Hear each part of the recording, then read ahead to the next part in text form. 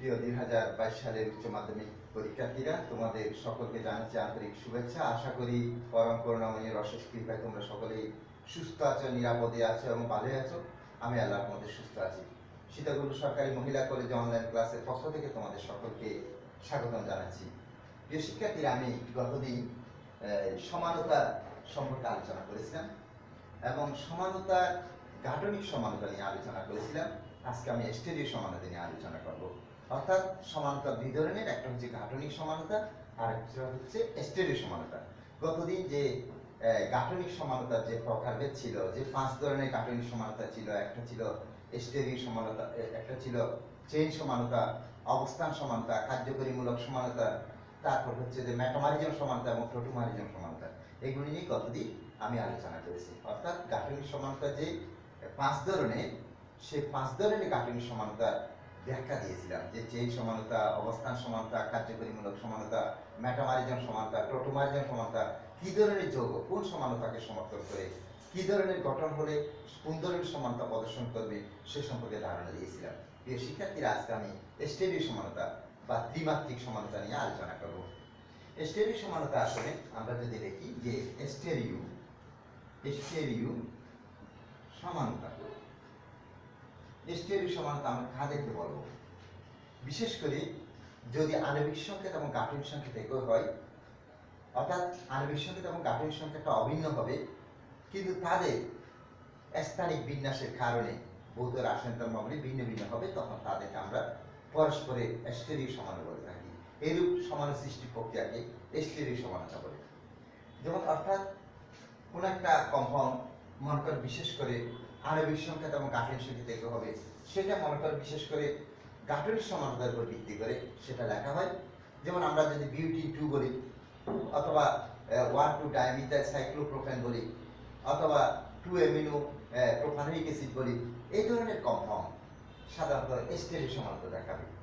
বিশেষ করে এই স্টেরিও সমানতাকে আমরা দুই ভাগে ভাগ করতে পারি। একটা হচ্ছে জ্যামিতিক সমানতা, জ্যামিতিক সমানতা, আরেকটা হচ্ছে আলোক সমানতা, আলোক সমানতা। আসলে জ্যামিতিক সমানতা হচ্ছে একটা সিস্টার সমানতা। যে জ্যামিতিক সমানতা আমরা কাদেরকে বলবো? জ্যামিতিক সমানতা হচ্ছে ঠিক একই রকম স্টেরিও সমানতা আমি বললাম যে আণবিক সংকেত এবং গাঠনিক সংকেত অভিন্ন। কোনো যৌগে যদি আণবিক সংকেত এবং গাঠনিক সংকেত যদি অভিন্ন হয়, যদি কার্বন কার্বন বন্ধনের মধ্যে মুক্ত আবর্তন সম্ভব না হয়, তখন এখানে দুই ধরনের কনফিগারেশন সৃষ্টি হবে। এদেরকে আমরা পরস্পরের জ্যামিতিক সমান বলে থাকি। এরূপ সমান সৃষ্টির প্রক্রিয়াকে আমরা জ্যামিতিক সমানতা বলে থাকি।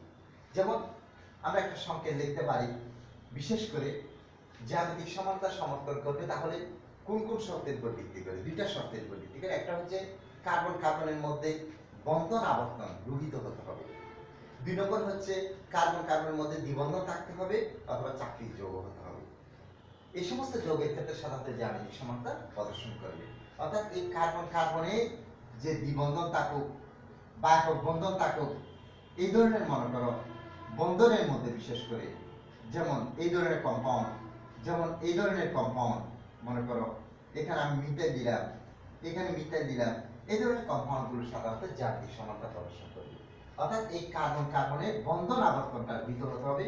এখানে কার্বন কার্বনের মধ্যে বন্ধন আবর্তনটা রহিত হতে হবে, এবং বিশেষ করে দ্বিবন্ধনযুক্ত বা চাকরির যৌগের ক্ষেত্রে এটি সম্ভব।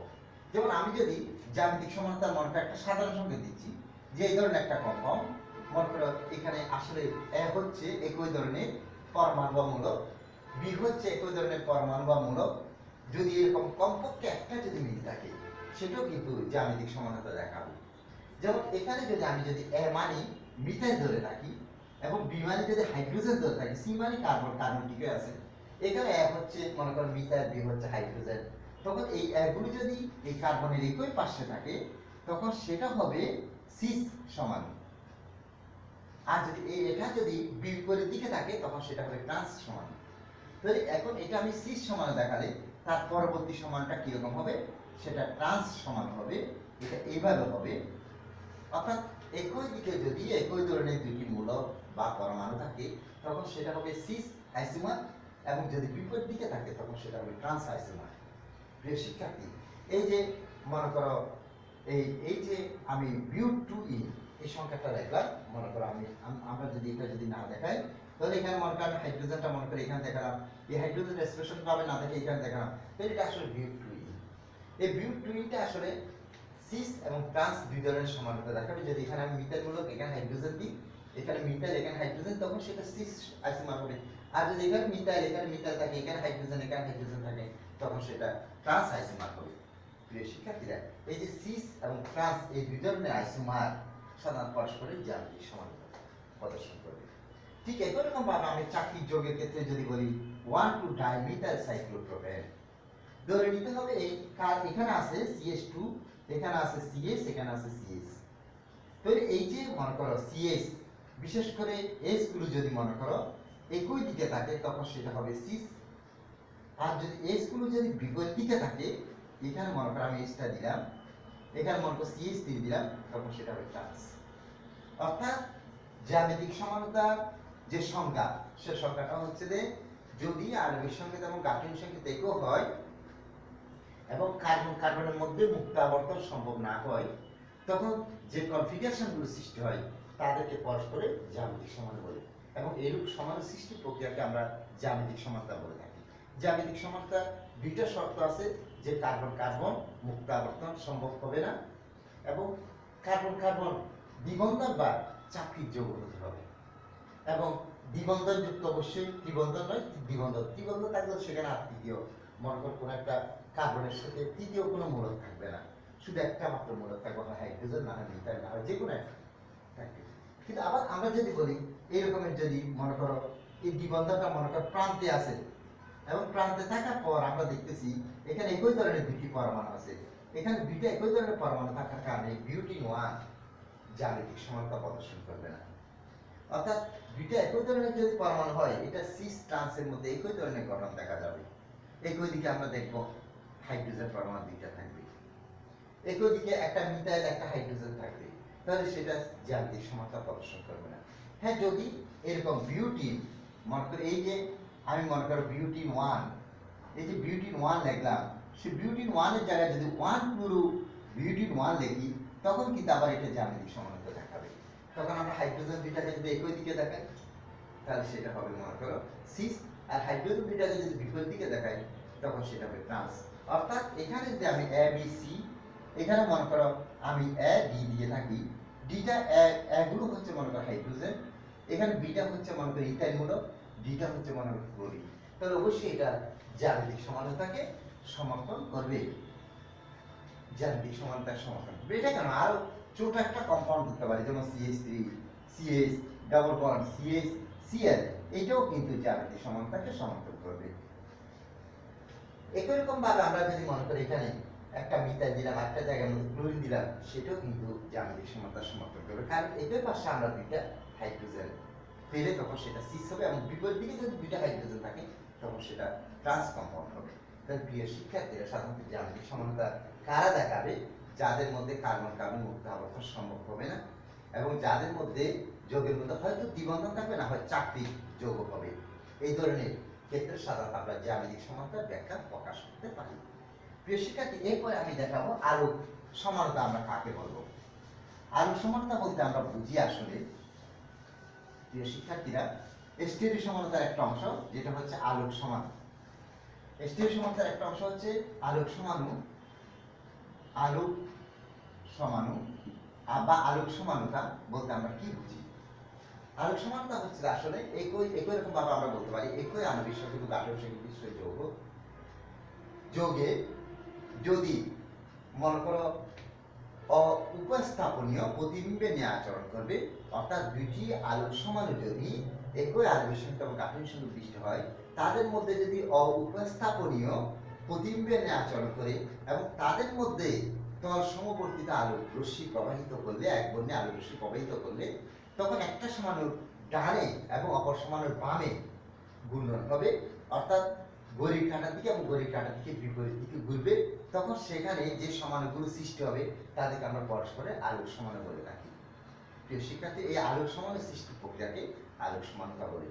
যে আমি বললাম একই আণবিক সংকেত এবং গাঠনিক সংকেত বিশিষ্ট যৌগে উপস্থাপনীয় প্রতিবিম্বে নিয়ে যদি আচরণ করে, যৌগ যদি আচরণ করে, তখন তাদের মধ্য দিয়ে এক বর্ণী আলোক তল প্রবাহিত করলে যদি সেটা মনে করো যৌগের ডান দিকে এবং যৌগের বাম দিকে আবর্তন করে, তখন তাদেরকে পরস্পরের আলোক সমান বলে। এই সমান সৃষ্টির প্রক্রিয়াকে আমরা আলোক সমানতা বলে থাকি।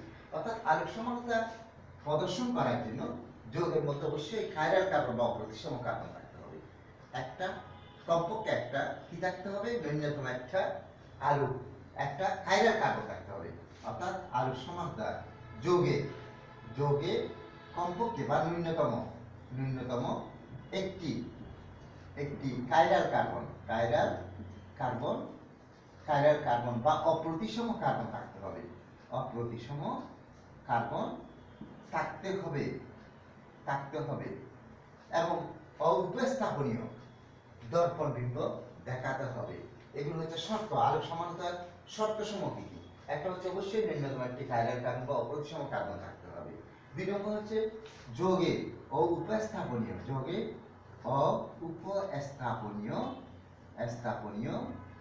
দর্পণ প্রতিবিম্ব থাকতে হবে। দর্পণ বিম্ব বা প্রতিবিম্ব থাকতে হবে, হতে হবে, বা অউপস্থাপনীয় দর্পণ বিম্ব থাকতে হবে বা দেখাতে হবে। এবং 3 নম্বর হচ্ছে কোনো প্রতিসাম্য তল থাকতে পারবে না। কোনো প্রতিসাম্য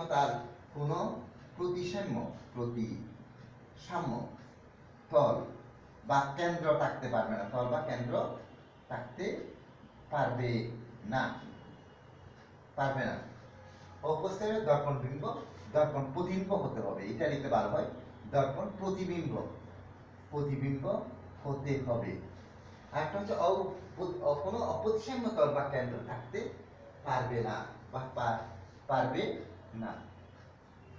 4 নম্বর হচ্ছে যে এটা গরিব, অর্থাৎ তাদের আলোক সম্পর্কিত আলোক প্রবাহিত করলে, তল সম্পর্কে আলোক প্রবাহিত করলে তল সমবর্তিত আলোক প্রবাহে গড়ির কাঁটার দিকে এবং বিপরীত দিকে ঘূর্ণন আবর্তন হতে হবে। গড়ির কাঁটার দিকে বা বিপরীত দিকে, গড়ির কাঁটার দিকে বা বিপরীত দিকে আবর্তন হতে হবে। এই ধরনের যদি মনে করো সাধারণত এই ধরনের বৈশিষ্ট্য বা শর্ত যদি মনে করো সেখানে পরিলক্ষিত হয়, তখন সেটা আরো সমান হবে। যেমন মনে করো কাইরাল কার্বনটা কি? যে কার্বনের চারপাশে 4টি ভিন্ন পরমাণু বা মূলক থাকবে তাদেরকে আমরা কাইরাল কার্বন বলবো। অর্থাৎ যেমন আমি একটা যৌগ লিখতেছি যে ল্যাকটিক অ্যাসিড, যেমন COOH, CH3, এখানে OH দিলাম, এখানে H দিলাম, এটার নাম হচ্ছে ল্যাকটিক অ্যাসিড। এখানে কাইরাল কার্বন আছে। এই কাইরাল কার্বন থাকার কারণে এটা দর্পণ প্রতিবিম্ব দেখাতে পারবে এবং এর মধ্যে কোনো প্রতিসাম্য তল থাকবে না। কারণ এখানে প্রতিসাম্য তল থাকতে হলে তার উপরে এবং নিচে প্রত্যেকটা মূলক পরস্পরের উপর আপত্তিত হতে হবে। এরকম যদি আপত্তিত হওয়ার কোনো যদি মনে করো না থাকে, এখানে যদি আমি এইভাবে যদি প্রতিসাম্য তল দেখাই তাহলে এখানে আপত্তিত হবে না, কারণ এখানে কোনো প্রতিসাম্য তল নেই। তারপর হচ্ছে অবশ্যই তল সম্পর্কে আলো প্রবাহিত করলে ঘড়ির কাঁটার দিকে এবং বিপরীত দিকে দেখা যাবে। যেখানে একটা যদি দর্পণ আমি ব্যবহার করি তাহলে এই ওয়েস্টটা এখানে ডানে, সেটা বামে হয়ে যাবে, বামেরটা ডানে হয়ে যাবে। অর্থাৎ প্রিয় শিক্ষার্থী, মনে করো আলোক সমানতার জন্য আমরা যদি কোনো একটা যৌগের ব্যাখ্যা প্রদান করতে চাই, তাহলে ব্যাখ্যাটা আমাদের কিভাবে দিতে হবে? এই যে মনে করো এই যে ল্যাকটিক অ্যাসিড বললাম, যেমন CH3, COH, H দিলাম, তারপর COOH দিলাম। এই কম্পাউন্ডের নাম হচ্ছে আসলে 2-হাইড্রোক্সি প্রোপানোয়িক অ্যাসিড। এবং এটা হচ্ছে যে ল্যাকটিক অ্যাসিড, ল্যাকটিক অ্যাসিড। এবং এই ল্যাকটিক অ্যাসিডটা আসলে হচ্ছে ডেক্সট্রো ল্যাকটিক অ্যাসিড। ডেক্সট্রো মানে ডানাবর্ত ল্যাকটিক অ্যাসিড। ডেক্সট্রো বলতে পারি, মার্কার ডি দিয়ে লেখা যাবে, ক্যাপিটাল ডি দিয়ে লেখা যাবে, প্লাস দিয়ে লেখা যাবে। এবং এখানে যদি একটা আমি দর্পণ, অর্থাৎ ডি ল্যাকটিক অ্যাসিড বা ক্যাপিটাল ডি ল্যাকটিক অ্যাসিড বা পজিটিভ ল্যাকটিক অ্যাসিড, এভাবে আমরা লিখতে পারি। এটা যদি দর্পণের সামনে যদি রাখা হয় তাহলে দেখা যাবে যে ওয়েস্টটা এই পাশে যাবে এবং CH3 উপরে যাবে, এখানে H হবে, এখানে COOH হবে। অর্থাৎ এটা এবং এটা কাইরাল কার্বন। এবং এটা ডান পাশে এই যে মুক্ত আবর্তন, ঘড়ির কাঁটার দিকে আবর্তন, এবং এই যে ঘড়ির কাঁটার বিপরীত দিকে আবর্তন, সব সময় তাদের আবর্তন কোণটা, আবর্তন মাত্রাটা সমান হবে। তবে এই ক্ষেত্রে পজিটিভ হলে এই ক্ষেত্রে নেগেটিভ হবে, অর্থাৎ আবর্তন মাত্রাটা এগুলো হচ্ছে যদি আমি একটা এনার্সিমার দিয়ে চিন্তা করি, যে যোগের মধ্যে যদি আমরা মনে করো এই একই ধরনের গঠনের ক্ষেত্রে যদি এক বর্ণে আলোক রশ্মি প্রবাহিত করি, তখন এর মাত্রা যদি ডানে এবং বামে সমান পরিমাণে যদি আবর্তিত হয়, সমান পরিমাণে যদি আবর্তন মাত্রা হয়, এবং এটার ক্ষেত্রে সাধারণত প্লাস 2.24 ডিগ্রি কোণে যদি আবর্তিত হয়, এটা -2.24 ডিগ্রি আবর্তনে নেগেটিভ দিকে যাবে, এটা পজিটিভ, এটা নেগেটিভ, তাহলে তাদের আবর্তনের সমষ্টিটা হবে 0। সেজন্য সেটা আলোক নিষ্ক্রিয় হয়ে যায়, অর্থাৎ আলোক সক্রিয়তা সেখানে থাকে না, তখন তাদেরকে পরস্পরের এনার্সিমান বলে। এনার্সিমান বলে, অর্থাৎ এনার্সিমান সাধারণত যে সকল আলোক সমান, যখন আলোক রশ্মি প্রবাহিত করা হয় তখন তাদের আবর্তন মাত্রা ডানে এবং বামে সমান পরিমাণে যদি ঘুরে, তাদের সমষ্টিটা মনে করে 0 হয়ে যায়, অর্থাৎ তারা সাধারণত আলোক নিষ্ক্রিয় হয়ে পড়ে, আলোক সক্রিয়তা বলতে কোনো কিছু থাকে না, তখন তাদেরকে পরস্পরের এনার্সিমান বলে। এরূপ এনার্সিমান যারা প্রদর্শন করবে তারা যদি সমমোলার হয়, তখন তাদেরকে আমরা সাধারণত রেসিমিং মিশ্রণ বলবো। অর্থাৎ এটার মোলারিটি যা, এটার মোলারিটি যদি তা হয়, এটা হচ্ছে লেবু ল্যাকটিক অ্যাসিড, অর্থাৎ এদের যদি আবর্তন মাত্রা সমান হয়, এটা যদি ধনাত্মক, এটা যদি ঋণাত্মক হয়, সেক্ষেত্রে কিন্তু তাদের আবর্তন মাত্রার মাত্রা 0 হয়ে যাবে, তখন এরা আলোক নিষ্ক্রিয় হয়ে পড়বে। সেক্ষেত্রে তাদেরকে আমরা এনার্সিমার বলে থাকি। এবং এই এনার্সিমার গুলো যদি সমমোলার হয়, এটা যদি 1 মোলার হয়, এটা 1 মোলার হয়, এটা যদি 5 মোলার হয়, এটা 5 মোলার হয়, তখন তাদেরকে আমরা রেসিমিক মিশ্রণ বলবো। অর্থাৎ দুটি এনার্সিমারের সমমোলার মিশ্রণকে রেসিমিক মিশ্রণ বলে। প্রিয় শিক্ষার্থী, রেসিমিক মিশ্রণ কি, এনার্সিমার কি, আলোক সমানতা কি, জ্যামিতিক সমানতা কি, স্টেরিক সমানতা কি, এগুলো প্রত্যেকটা পয়েন্ট জানা দরকার আছে। তাহলে আলোক সমানতা প্রদর্শন করতে হলে অবশ্যই তার মধ্যে কি হতে হবে, একটা কাইরাল কার্বন থাকতে হবে, কাইরাল কার্বন থাকতে হবে। আবার যদি মনে করেন কাইরাল কার্বন একাধিক থাকে, সেটা যদি মনে করেন পরস্পরের মধ্যে প্রতিসাম্যতাও থাকে, অর্থাৎ যখন বিম্ব একের অর্ধেক অংশ অপর অর্ধেক অংশের উপর আপতিত হয়ে যায়, তখন সেটা কিন্তু আর আলোক সমানতা দেখাবে না, তখন সেটাকে আমরা কি বলবো, তখন সেটাকে আমরা বলবো মেসু যৌগ। অর্থাৎ মেসু যৌগ দ্বারা, যেমন মেসু যৌগ হচ্ছে, আমরা মেসু যৌগ সম্পর্কে যদি ব্যাখ্যা দিই, তাহলে মেসু যৌগ আমরা কাদেরকে বলবো, যদি কোনো যৌগের মধ্যে প্রতিসাম্যতাও থাকে। এরকম একটা যৌগের কথা মনে করো, আমরা বলতে পারি টার্টারিক অ্যাসিড। যেমন টার্টারিক অ্যাসিড কিরকম, যেমন OH, H, COOH, আবার COOH, H এবং OH। এটা হচ্ছে 2,3 ডাইহাইড্রোক্সি বিউট 1,4 ডাইওয়িক অ্যাসিড। এটা হচ্ছে 2,3 ডাইহাইড্রোক্সি বিউট 1,4 ডাইওয়িক অ্যাসিড। এটা আসলে টার্টারিক অ্যাসিড, এটাকে আমরা টার্টারিক অ্যাসিড বলতে পারি। টার্টারিক অ্যাসিড সাধারণত এটা মেসো টার্টারিক অ্যাসিড, এটা হচ্ছে মেসো যৌগ বলে এটাকে মেসো টার্টারিক অ্যাসিড বলা হচ্ছে। মেসো যৌগ কারা, যদি কোনো যৌগের অর্ধেক অংশ, এখানে দুইটা কাইরাল কার্বন আছে, ন্যূনতম 2টা কাইরাল কার্বন থাকবে, এবং একটা কাইরাল কার্বন আরেকটা কাইরাল কার্বনের উপর আপতিত হবে, এই কার্বক্সিল মূলক এই কার্বক্সিল মূলকের উপর আপতিত হবে, এই OH মূলক এই OH মূলকের উপর আপতিত হবে, হাইড্রোজেনের উপর আপতিত হবে। মনে করো একটা পেজ, একটা কাগজ, এটাকে যখন একটার উপর একটা আপতিত করে, এরকম এই অংশটা যদি এই অংশের উপর আপতিত করা হয়, এই মূলকটা এটার উপর পড়বে, এই মূলকটা এটার উপর পড়বে, এই মূলকটা এটার উপর পড়বে, তখন তাদেরকে সাধারণত আমরা মেসো যৌগ বলে থাকি। এবং মেসো টার্টারিক অ্যাসিড তার একটা উদাহরণ। প্রিয় শিক্ষার্থী, এটা হচ্ছে একটা মেসু যৌগ নিয়ে আমরা এই ব্যাখ্যাটা দিতে পারি। আবার যদি মনে করো, যদি আবার ডাইস্টোমার একটা যৌগ আছে, সেটা হচ্ছে কিরকম, সেটা হচ্ছে যে দর্পণ প্রতিবিম্ব হবে না, এদের আবর্তন মাত্রা কিন্তু এটার ক্ষেত্রে একই হলেও কিন্তু এদের মধ্যে প্রতিসাম্যতা থাকার কারণে একে আমরা আলোক শক্তি বলতে পারি না। এটা একটা মেসু যৌগ হিসাবে আমরা উল্লেখ করতে পারি। কিন্তু যদি এই ধরনের কম্পাউন্ডে যদি ন্যূনতম 2টা কাইরাল কার্বন থাকে এবং তারা যদি পরস্পরের দর্পণ প্রতিবিম্ব না হয় তখন তাদেরকে আমরা ডাইস্টোমার বলবো। যেমন আমি প্রিয় শিক্ষার্থীরা, আমি যদি এভাবে মনে করো একটা মনে করো দ্রব্যের কম্পাউন্ডের কথা চিন্তা করি, মনে করি এখানে ওইচ আছে, এখানে মনে করো ক্লোরিন আছে, এখানে কাইরাল কার্বন আছে, এটা তো অবশ্যই মেসে হবে না, তোমরা কাইরাল কার্বন চিহ্নিত করতে পারো এবং এটার মধ্যে দর্পণ প্রতিবিম্ব দেখালে যদি মনে করো এখানে মনে করো একটা কম্পাউন্ড, অর্থাৎ এই মূলকটা কম্পাউন্ডের একটা মূলক, যেমন হাইড্রোক্সি মূলকটা যদিও বা মনে করো এখানে ওএইচ আছে, ওএইচ আর রাখবো না, এখানে আমি একটা CH3 দিয়ে দিই, আবার এখানে মনে করো একটা CH3 দিয়ে দিই, তো এখানে মনে করো CH3 দিতে পারি, COOH দিতে পারি, অথবা C, কিন্তু এখানে Cl আছে, এখানে H আছে, এখানে H আছে, এখানে মনে করো COOH দিলাম। এই যে কম্পাউন্ডটা আমি দিলাম, কম্পাউন্ডটা একটা কম্পাউন্ড আমি লিখলাম, আমি কার্বন মনে করো কার্বক্সিল মূলক দিলাম, যেমন এটা 2-হাইড্রোক্সি 2-ক্লোরোবিউটান হয়ে গেছে, এটাও মনে করো 3-হাইড্রোক্সি 2-ক্লোরোবিউটান হয়ে গেছে। এরা যদি পরস্পরের দর্পণ প্রতিবিম্ব না হয়, অর্থাৎ এই ক্লোরিনটা এখানে ডান এখানে ডান, তাহলে এখানে দর্পণ প্রতিবিম্ব পাইনি। দর্পণ প্রতিবিম্ব না হওয়ার কারণে যদি এই ধরনের কম্পাউন্ড সৃষ্টি হয় এবং যাদের মধ্যে একাধিক কাইরাল কার্বন আছে, 2টা বা 4টা বা 6টা এরকম কাইরাল কার্বন থাকবে, মেসোজোগের মধ্যে 2টা 4টা 6টা, এখানে মধ্যে 3টা 1টা 2টা 3টা 2টা 3টা 4টা থাকতে পারে, ন্যূনতম 2টা থাকবে।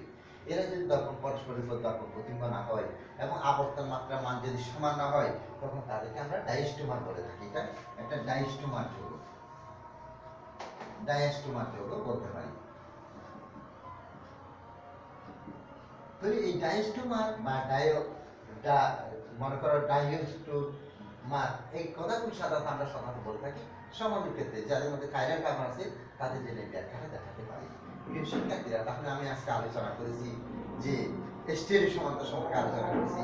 স্টেরিও সমানতাকে আমরা দেখতে পাচ্ছি যে এটা দুই ধরনের, একটা হচ্ছে জ্যামিতিক সমানতা, একটা হচ্ছে আলোক সমানতা।